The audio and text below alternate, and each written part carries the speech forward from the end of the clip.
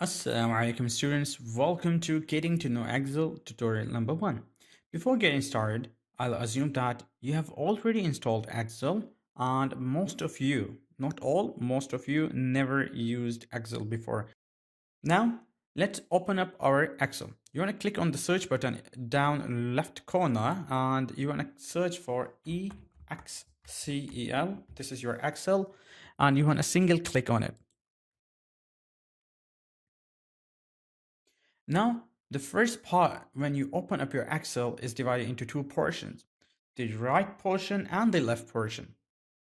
The right portion contains templates or the pre-created projects for you.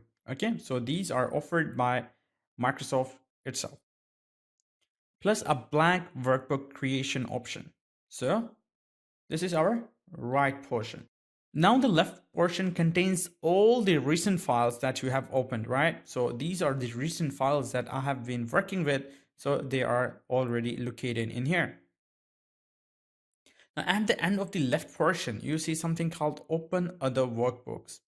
I'm going to leave this for you to explore and I'm going to end this tutorial with this introduction only. And before we end this tutorial, I'm going to click on blank workbook.